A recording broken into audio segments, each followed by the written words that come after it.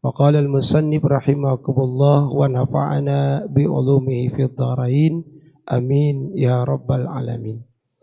Bismillahirrahmanirrahim. Wasyu'batul khamisatu al-imanu bi fana'il alam ad-dunyawi al-uluwi was-sufli wa bil yaumil akhiri ma'a mastamala alaihi minal jazai wal hisabi wal mizan wasirati wal jannati wan nar. Hadirin jamaah Masjid Jami Al-Badar yang dimuliakan Allah Subhanahu wa taala.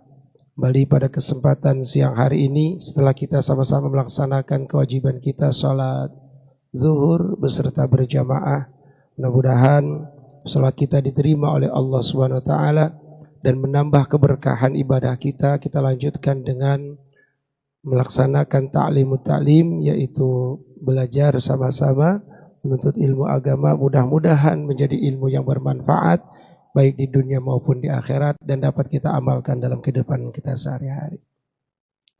Baik, kita melanjutkan materi pelajaran yang sebelumnya dulu saya pernah sampaikan, masih tentang kitab Syu'bul Iman, yaitu cabang iman. Kita sudah menjelaskan beberapa cabang, yaitu 4 cabang. Ya, dari 77 sudah 4 cabang. Dan kita lanjutkan pada kesempatan siang hari ini, kita lanjut pada cabang yang kelima. Apa itu cabang yang kelima? Al-imanu bi fana'il alam, yaitu beriman akan terjadinya kerusakan alam di akhir nanti. Yakin, percaya bahwa nanti hidup kita ini ada akhirnya. Dan dunia ini pun akan berakhir. Tidak boleh ada keraguan, masa iya ada kiamat. Nggak boleh ada keraguan, masa iya ntar saya mati. Atau setelah mati ada kehidupan lagi, bohong kali. Nah, dalam hal ini di cabang iman nomor kelima, wajib kita percaya dan yakin pasti akan terjadi yang namanya kerusakan alam. Sebelum kita melanjutkan bagaimana sih proses terjadinya kerusakan alam, saya akan berikan satu kesimpulan atau satu tamsil, contoh yang paling gampang. Dunia ini ibarat sebuah panggung yang dihias dengan baik oleh pengelola panggung tersebut. Ada satu event, salah satu contoh, kita anggap dunia ini seperti orang mau hajatan. Kalau orang mau hajatan, bintang utamanya adalah siapa? Pengantin. Orang yang bakal jadi pengantin. Karena adanya pengantin, maka orang yang punya hajat akan berupaya memberikan kebahagiaan terbaik buat pengantin tersebut. Di antaranya apa? Ada yang sewa gedung, ada yang sewa tenda, dan berbagai macam dibuat sedemikian rupa. Dari tempat yang kosong tanpa ada hiasan kemudian dihias dengan detail-detailnya, bahkan sampai ada yang nyewa yang namanya WO, wedding organizing. Disewa supaya menjadi tenaga ahli memberikan hiasan terbaiknya, dihias semuanya. Karpetnya digelar karpet merah.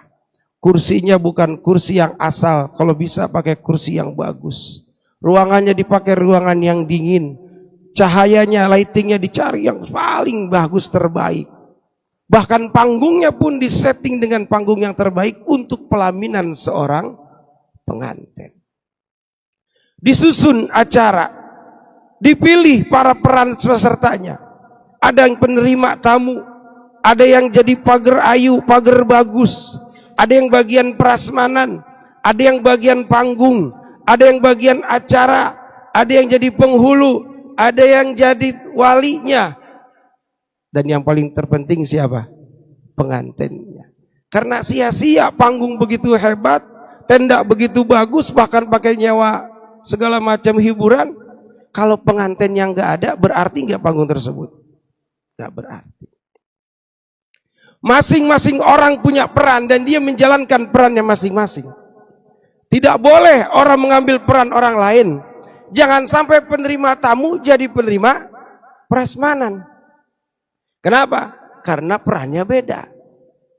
Atau yang jadi wali masak. Wali mah duduk diem. sesuai perannya masing-masing. Kalau itu berjalan dengan baik, beres nggak acara? Meriah nggak? Tamu-tamu seneng nggak? Bahagia, puas? Beres. Tamu seneng, keluarga seneng, yang paling seneng adalah pengantin. Beres acara karena ada limit waktu, batas sewa panggung, sewa gedung, minimal maksimal ada yang sampai long time jam 5 harus sudah bubar. Panggung segitu bagusnya, ketika waktunya habis, bongkar gak? Bongkar. Ada yang bilang sayang-sayang gak? Itu ngerjainnya capek banget, masang lampunya susah, belum kembangnya satu-satu dimasukin buat hiasan. Ya Allah, tinggal bongkar, breg, hancur berantakan. Gak ada yang nyabut pelan-pelan, ditarikin semua, diaur, berantakan semua, meja balik, sampah di mana-mana, karpet gulungnya sembarangan. Beresinnya dengan cara apa? Cepat, karena waktu sudah habis. Gak ada yang mengatakan, ya sayang-sayang itu hiasan. Kalau kata kita, apa maksud ini semua? Inilah kehidupan kita di dunia. Kita harus beriman dengan apa? Dengan nanti bakal rusaknya alam. Meskipun dunia ini begitu indah, yang mana Allah ciptakan dunia ini dengan penuh keindahan, baik di langit maupun di bumi. Sebagaimana Allah Subhanahu wa taala berfirman dalam surah Al-Mulk ayat 3, A'udzu billahi minasyaitonir rajim. Alladzi khalaqas sab'a samawatin tibaqa. Ma tara fi khalqir rahmani min tafawut. Farji'il basra hal tara min futur. Dialah Allah yang menciptakan 7 lapis langit.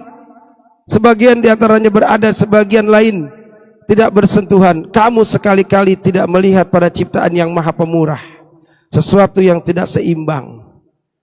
Artinya Allah hias begitu indahnya dunia ini. Langit dihias dengan matahari dan bulan, dikasih kerlap-kerlip bintang. Agar apa? Agar kita melihat bagaimana Allah menghias dunia ini tanpa cacat. Lihat ke langit, apa pernah kita melihat ada keretakan di langit? Langit bocor? Gak ada. Kalau kita bikin atap, pasti kadang-kadang ada yang salah. Orang bikin kubah dicor, paling setahun 2 tahun udah ada yang retak, rembes. Artinya apa? Tidak akan seimbang ciptaan Allah dengan ciptaan manusia. Artinya Allah berikan dunia ini dengan sebaik-baiknya. Atas dihias, bawah pun dihias. Lihat bumi yang dihamparkan oleh Allah SWT. Apakah ada yang jelek? Tumbuhan dengan beraneka macam ragam, flora dan faunanya yang begitu banyak spesiesnya. Ciptaan siapa? Allah. Untuk apa? Untuk kehidupan manusia. Kita bisa makan nasi karena Allah tumbuhkan benih padi. Kita makan lauk sayur karena Allah tumbuhkan sayur mayur. Kita bisa makan ikan, berbagai macam ikan, Allah yang menghidupkan ikan. Kita bisa makan daging, berbagai macam daging, Allah yang menghidupkan hewan yang ada di dunia ini untuk kehidupan manusia dengan sifat rahmannya Allah. Tapi timbul pertanyaan, kalau tadi analoginya adalah panggung untuk pengantin, pengantin dunia siapa? Kira-kira kita pantas gak? Pak, ada yang tahu siapa sih sebenarnya jadi pengantin dunia sehingga Allah begitu hebatnya menciptakan dunia ini dihias dengan sebagai macam perhiasan dunia? Ada pengantinnya, Pak. Siapa pengantinnya? Siapa? Dijelaskan dalam Maulid Surah Al-An'am bab Mahalul Qiyam, ada kalimat seperti ini. Ya Habibi, ya Muhammad, ya arusal khafiqaini. Ya Habibi, wahai kekasihku, ya Muhammad. Siapa dia? Ya arusal khafiqaini. Dialah pengantinnya di dunia dan di akhirat. Berarti pengantin dunia siapa? Nabi Muhammad sallallahu alaihi wasallam. Diciptakannya dunia ini adalah alasan terbaiknya karena diciptakannya Nabi Muhammad sallallahu alaihi wasallam. Dalam satu keterangan lain dikatakan bahwa laulaka ma khalaqtul aflaq. Wahai Muhammad, kalau tidak aku ciptakan engkau di dunia ini, tidak jadi alasan aku ciptakan dunia ini. Tidak ada artinya dunia tanpa dirimu, wahai Muhammad. Berarti dunia ini diciptakan karena ada siapa? Baginda Nabi Muhammad sallallahu alaihi wasallam. Bersyukur kita hidup di dunia karena Allah ciptakan Nabi Muhammad. Indah hidup di dunia. Kita bisa makan dan minum, berjalan, berlari, bermain, tidur, berenang dan lain-lain sebagainya. Allah berikan kepada kita. Lalu ketika batas akhir daripada kehidupan dunia ini harus diakhiri, apa daya kita? Apakah kita bisa mempertahankan keindahan dunia ini? Apakah kita bisa mempertahankan kesenangan dunia yang kita miliki? Kalau udah Allah bilang berhenti, semua harus berhenti. Batas tayang dunia enggak lama, Pak. Ketika terjadi sa'ah, yaitu terjadi waktu akhir daripada kehidupan kita di dunia, masing-masing peran berakhir. Turun kita dari panggung. Kenapa harus turun? Karena panggung mau dibongkar, Pak. Dunia ini yang begitu indah Allah bongkar. Bukan berarti Allah enggak tega, tapi udah habis perannya. Panggung udah habis, masa tayangnya mau diapain? Bongkar. Bagaimana bongkarnya? Apa pelan-pelan? Ternyata bongkar dunia sama seperti analogi bongkar panggung, dirubuhin semuanya. Allah Subhanahu wa taala jelaskan peristiwa hari kiamat dalam surah Al-Qari'ah. Bismillahirrahmanirrahim. Al-Qari'ah. Hari kiamat. Mal qari'ah. Apa sih hari kiamat? Seolah-olah dua kali kita ditanya, itu peristiwa pasti sangat apa? Sangat menegangkan, sangat mengerikan. Jadi jangan main-main kalau dibilang mal qari'ah. Apa sih kiamat? Wa ma adraka mal qari'ah. Diulang lagi, apa sih kejadian kiamat itu?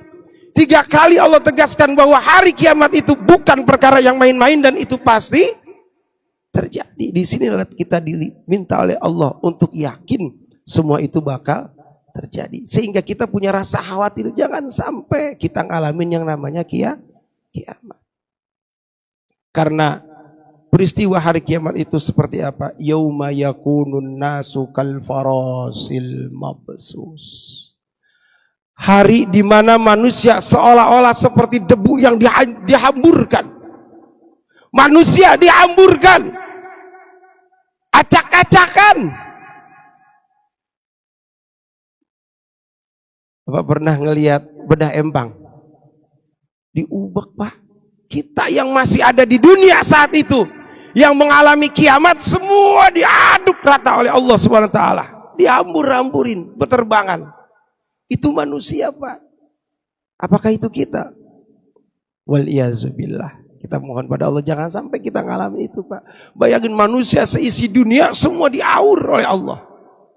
Kenapa bisa aur-auran? Karena watakunul jibalu kal ihnil manfus. Allah jadikan gunung-gunung yang begitu besar, gunung yang begitu tinggi, yang Allah ciptakan nancep begitu dalamnya. Saat hari kiamat datang, gunung seperti kapas yang berterbangan. Sedunia, bukan se-Jawa, bukan se-Indonesia, seluruh gunung kita ada di situ jadi satu. Kira-kira ngeri gak, Pak? Kalau sampai kejadian itu ada pada diri kita, kita ngalamin, ya Allah, bisa selamat? Nggak ada. Manusia semua pada kebingungan. Semua pada bingung. Karena dunia dihancurin oleh Allah Subhanahu wa taala dengan hanya satu tiupan sangkakala dari malaikat Israfil. Inilah pentingnya kita. Dalam cabang iman nomor kelima ini kita diajak untuk percaya, yakin bahwa dunia ini nanti endingnya akan dirusakin sama Allah Subhanahu wa taala. Karena apa? Karena habis masa tayangnya. Maka disebut hari kiamat. Kita yang hidup di dunia semua akan dimusnahkan oleh Allah yang namanya kematian. Kira-kira selamat enggak kita?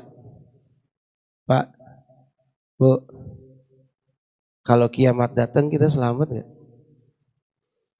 Allah karim. Nah sekarang kita berpikir, ya Allah, saya jangan sampai ngalamin kiamat yang terjadi, yang hakiki, yang dihancurkannya dunia, yang manusia seperti berterbangan seperti abu. Ya Allah, jangan sampai.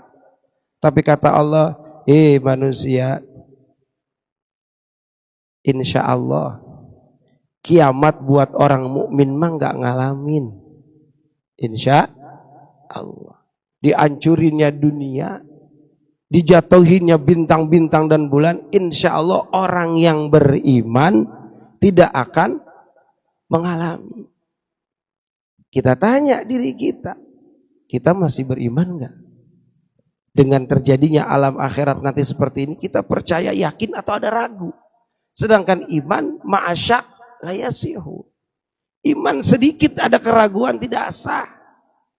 Lalu apa hikmahnya dengan kita beriman tentang adanya hari akhir, dihancurkannya dunia? Buat kita hikmahnya harus apa? Hikmahnya kita harus punya rasa takut kepada Allah akan terjadinya hari kiamat. Tapi ada yang harus kita persiapkan dan harus kita takutkan. Apa? Kiamat yang terdekat dengan kita. Apa kiamat yang terdekat dengan kita? Yaitu adalah kematian kita yang udah pasti bakal datang lebih awal daripada kiamat. Itu kiamat terdekat kita.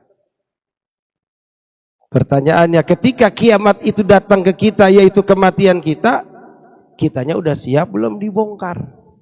Diturun paksa oleh Allah, sedangkan kematian itu nggak bisa dimajukan atau dimundurkan walaupun satu saat. Maka kita disuruh persiapkan kematian kita. Walaupun kejadian hari kiamat pasti terjadi, kita berharap jangan sampai ngalamin. Tapi kematian udah pasti terjadi, dan itu nggak ada yang tahu kapan bisa datang. Apa kita udah siap? Ada satu cerita untuk penutup. Ada seorang yang kaya raya. Dia punya karyawan yang jujur tapi bodoh. Dia bikin satu surat wasiat, dititipkan sama karyawan dia. Bang, saya nitip surat wasiat. Ini cariin orang yang lebih bodoh dari abang, kasih ke dia. Kalau abang ketemu dengan orang tersebut, kasih ke dia. Ini kan pelayannya dia sekolah, kagak, tapi jujur. Akhirnya apa? Selang beberapa tahun kemudian, si orang kaya sakit keras. Pembantunya nengokin, Pak, gimana kabarnya? Aduh bang, kayaknya udah gak ada harapan saya bisa sembuh. Penyakit udah semuanya diperiksa, gak ada yang bisa diobatin. Kayaknya saya bakal pulang Pak. Bapak mau kemana? Ya ke sono. Ke sono kemana? Ya gak mungkin bisa pulang lagi kayaknya. Emang Bapak punya bekal? Bekalnya apaan? Ya kalau ke sono Bapak minimal punya bekal, Bapak rajin sholat. Bapak sholat? Kagak. Rajin sedekah? Bapak sedekah? Kagak. Rajin ngaji? Bapak sering ngaji? Boro-boro. Pak, bentar saya mau pulang. Kata siapa? Kata pembantunya. Balik lagi dia bawa surat wasiat. Pak, alhamdulillah hari ini titipan Bapak saya titip lagi ke Bapak. Loh kok dibalikin lagi? Emang belum ketemu? Udah Pak. Udah ketemu orang yang lebih bodoh dari kamu? Oh sudah Pak. Siapa? Bapak. Kok kamu bilang saya bodoh? Ya kurang bodoh. Gimana Pak? Bapak mau pergi jauh ke alam akhirat yang gak bakal bisa pulang. Saya tanya bekal Bapak apa? Sholat kagak? Ngaji kagak? Sedekah males? Bapak mau belangsak. Berarti orang yang paling bodoh siapa? Bapak mau pergi jauh kagak bawa bekal. Itu orang yang sakit, orang kaya diem. Gue dibegoin sendiri sama orang, sama bawahan gue. Tapi kalau secara lahiriah, secara hakikatnya, yang bodoh siapa? Majikannya. Udah tahu mau pergi jauh ke alam akhirat, bekal sholat, sedekah dan lain-lainnya kagak pernah disiapin. Berarti apa? Nekat. Sedangkan kematian udah pasti, tapi bekal nggak pernah disiapin. Oleh karenanya di momen hari ini kita menjelaskan tentang beriman kepada rusaknya akhir dunia ini. Kita pun harus yakin percaya diri kita pun bakal berakhir. Ketika akhir hidup kita, kita sudah siap. Mau kapanpun, mau dimanapun, mau apapun kondisi kita, minimal kita sudah siap. Apa bekal terbaiknya? Fatazawwadu fa inna khairazadit taqwa. Maka berbekallah. Sebaik-baik bekal adalah takwa kita kepada Allah Subhanahu wa taala. Besar kecilnya amal kita hanya Allah yang menerima. Kita nggak perlu ngitung-ngitung berapa banyak amal kita, karena yang berhak nerima cuma Allah. Malaikat juga cuma nyatet. Kita berbuat baik dicatat malaikat, berbuat jelek dicatat malaikat. Tapi kalau kita taubat, insya Allah Allah yang nerima, malaikat memang nggak tahu. Tapi kalau berbuat baik tidak ikhlas, Allah pun tahu mana yang diterima mana enggak. Maka beramallah, sebaik-baik amal adalah yang dijatari dengan ikhlas, hanya mengharap ridha Allah Subhanahu wa taala. Mudah-mudahan ada manfaatnya. Dan yang paling terpenting, mudah-mudahan jadi ibrah, pelajaran terbaik khususnya buat al-fakir pribadi dan umumnya para hadirin sekalian. Mudah-mudahan kita bisa mempersiapkan kematian kita dengan memperbanyak bekal kita, yaitu takwa kepada Allah Subhanahu wa taala. Amin ya rabbal alamin. Al-Fatihah. A'udzubillahi minasyaitonirrajim. Bismillahirrahmanirrahim. Alhamdulillahirabbil alamin arrahmanir rahim maliki yaumiddin. Iyyaka na'budu wa iyyaka nasta'in. Ihdinas siratal mustaqim.